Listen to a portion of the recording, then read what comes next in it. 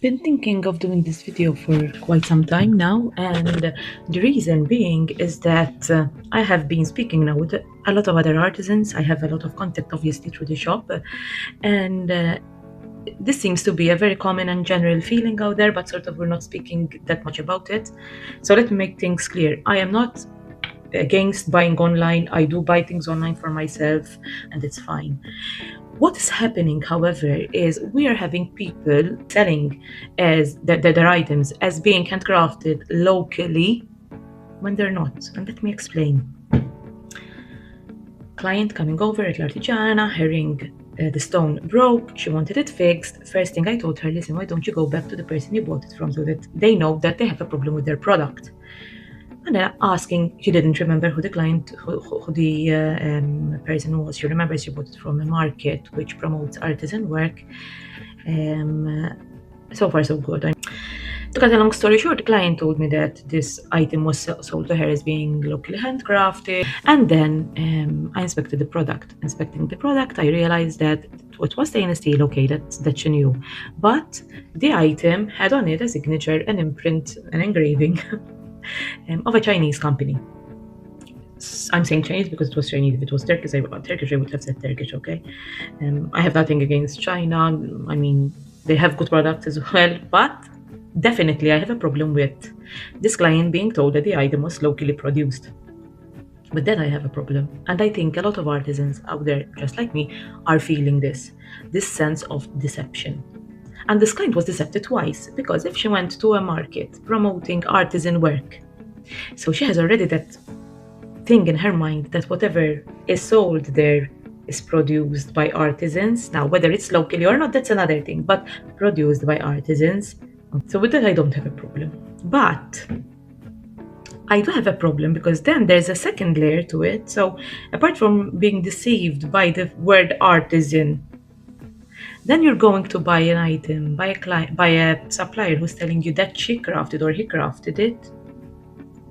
And in your face, there's a signature which shows the company, the Chinese company. I don't think it's fair. I don't think it's fair on the clients, first of all.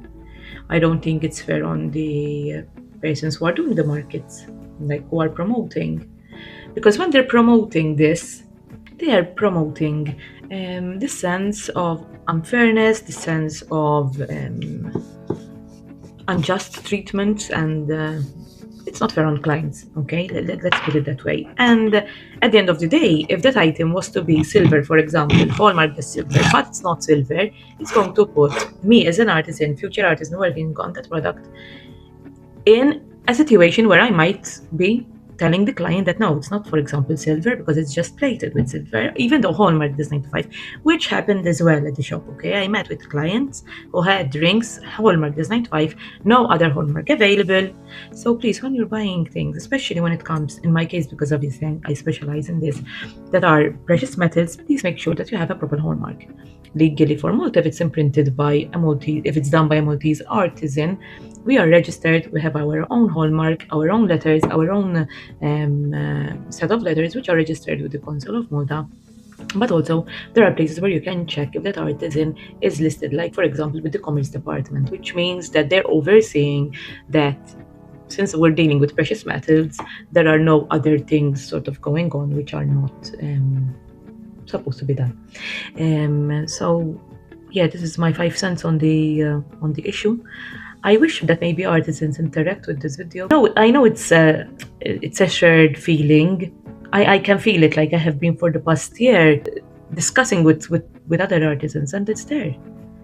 And I think the unfairness is felt across the board, and I feel it a lot more when clients are deceived in this way, kind of, okay, so to speak. So yeah, that's it. My 5 cents or 2 cents or 1 cent on this topic, and I wish you all a happy Sunday. Take care. Keep creating, keep crafting. This is my ring. It's an engagement ring, a different kind of ring. It's turning out beautifully. I'm very happy with it. It's not a white stone. It's actually a garnet, which is going to be placed here. But yeah, you'll see it later on. Okay? Bye.